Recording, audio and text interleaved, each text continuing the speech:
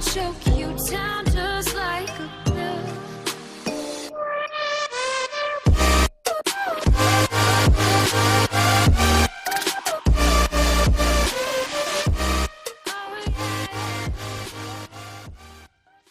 Hey guys and welcome back to King in Black Return of the Valkyries. तो अब तक कहानी में आपने देखा डॉक्टर जेन फोस्टर को सेंट्री के सोल को उसकी फाइनल डेस्टिनेशन तक पहुंचाना था, लेकिन रास्ते में उनके ऊपर एक बिना सिर वाले सेलेस्टियल का हमला हुआ। ये सेलेस्टियल नल की नेक्रो स्वॉर्ड को एनर्जी दे रहा है और उसके बदले में नल के द्वारा मारे गए क्रिएचर्स की सोल खा रहा है। लेकिन एक वॉरियर उस सेलेस्टियल की कैद से आज़ाद होने में कामयाब हो जाती है, एक बहुत ही पुरानी वल्करी।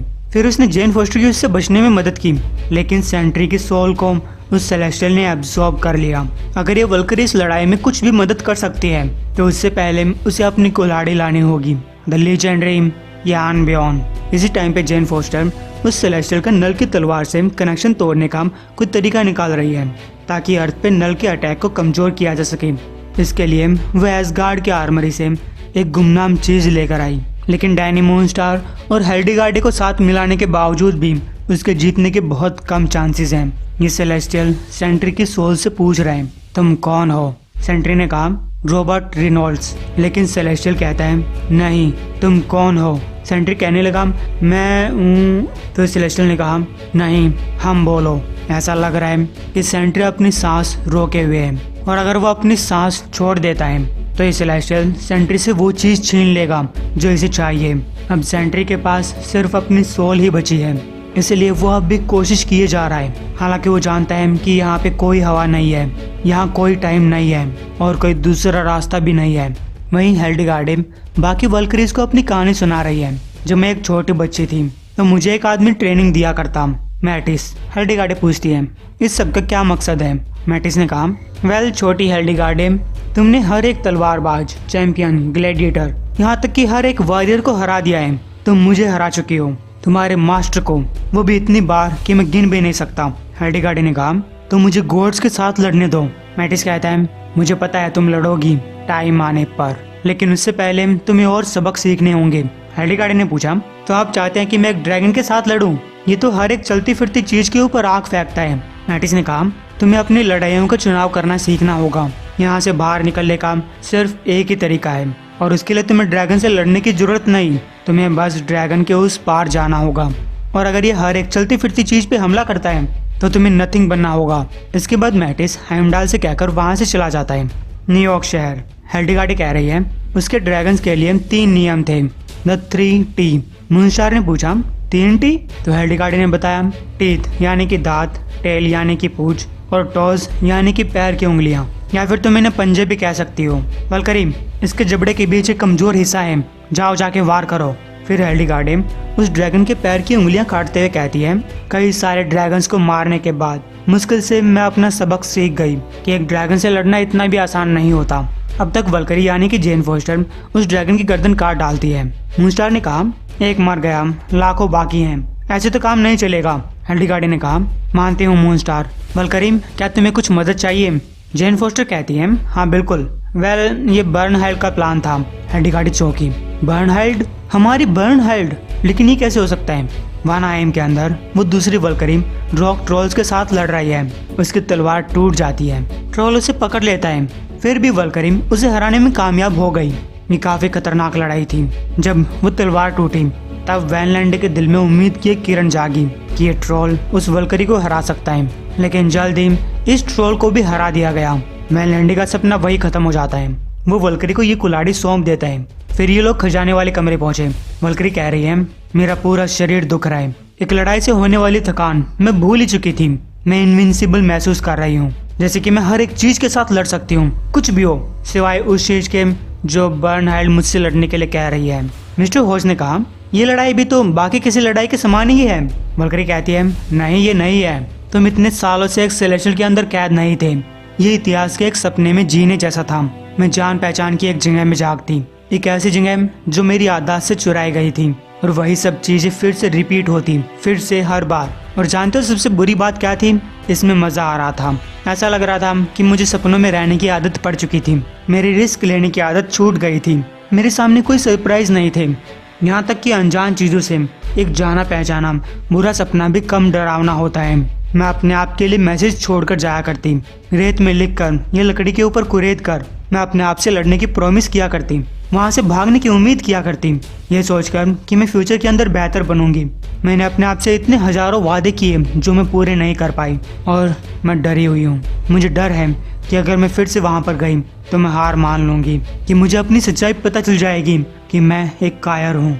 अर्थ के ऊपर हिल्डेगार्डे कह रही है, तो तुम्हारा ये मतलब है हम में से दो को जिंदगी और मौत के जिंगा के बीच में जाना होगा, एक एंशिएंट रिचुअल परफॉर्म करना होगा और फिर मौत के साथ भी लड़ना होगा, जबकि तीसरी वल्करी को वहां पे जाकर नल और उसकी नेक्रो स्वॉर्ड को ढूंढना होगा इससे पहले कि वो खुद न मारी जाए। जेन फोस्टर ने कहा, हाँ कहने का मतलब तो यही है, लेकिन हमें उस सेलेस्टियल और नेक्रो स्वॉर्ड के बीच के कनेक्शन को तोड़ना होगा।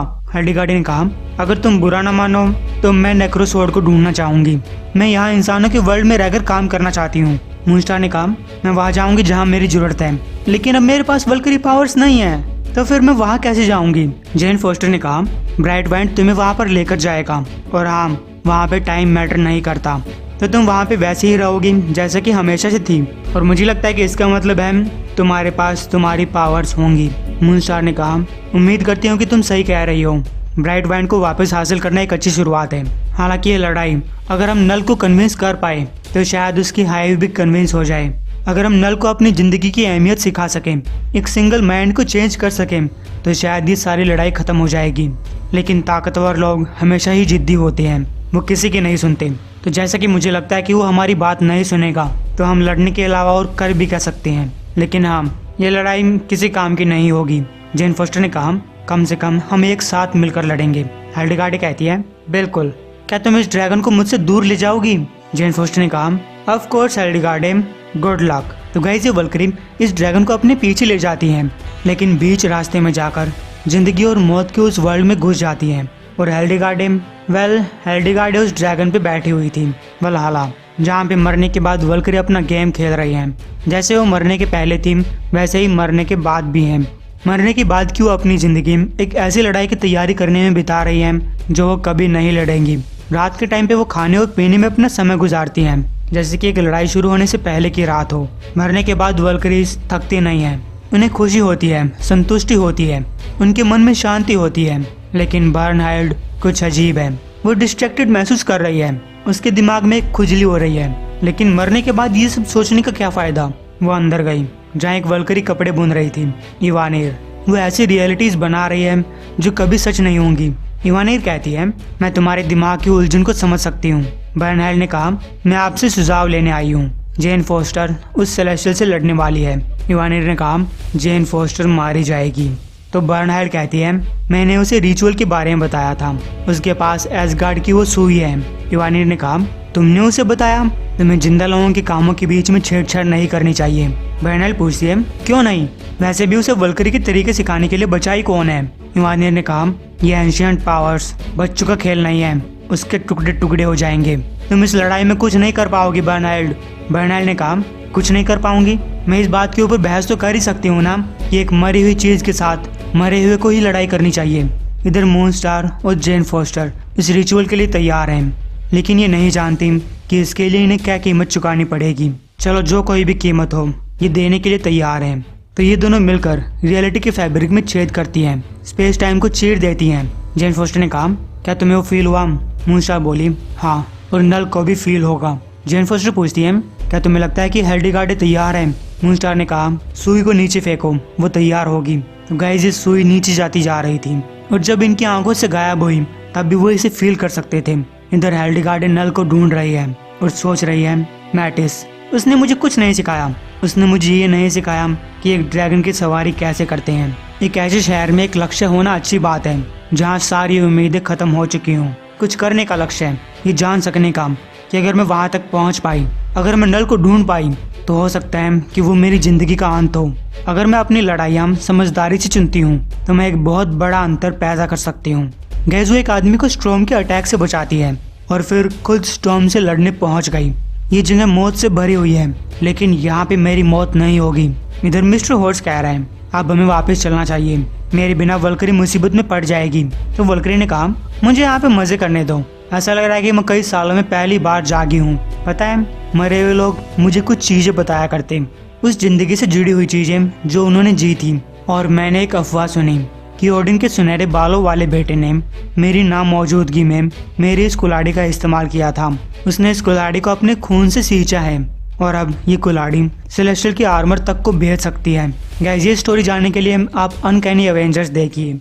और मुझे लगा कि अगर मुझे कुल्हाड़ी वापस मिल जाए तो ये मुझे और ताकतवर बना देगी। मिस्टर हॉर्स ने कहा, केवल कमजोर आदमी ही बड़े हथियारों में अपनी ताकत ढूंढते हैं। वल्करी कहती है, वेल, अगर हथियार काम ना करें तो शराब तो काम करेगी। सुना है कि शराब पीने से आदमी निडर बन जाता है। मिस्टर हॉर्स ने कहा, क्या तुम्हें पता है मैं यहीं पे पैदा हुआ था? वल्करी पूछती है, तुम यहाँ पैदा हुए थे? क्या असगार्ड में जो कोई भी घोड़े हैं वो सभी यहाँ पे पैदा हुए थे? हाँ, मैंने एक बार सुना था। मिस्टर हॉर्स ने कहा, हम वैनाहाइम के अंदर है लड़की, ये नॉलेज का भंडार है। अगर तुम्हें कुछ जानना है तो अपने ग्लास के अंदर देखो। वल्करी पूछती है, और इस ग्लास के अंदर मुझे क्या दिखेगा? मेरा फ्यूचर? वेल, यहाँ तो कुछ दिखाई नहीं दे रहा, सिर्फ काला काला दिखाई दे रहा है। मिस्टर हॉर्स ने कहा, मैं यही कहना चाहता हूँ। तो वल्करी को बात समझ में आ गई।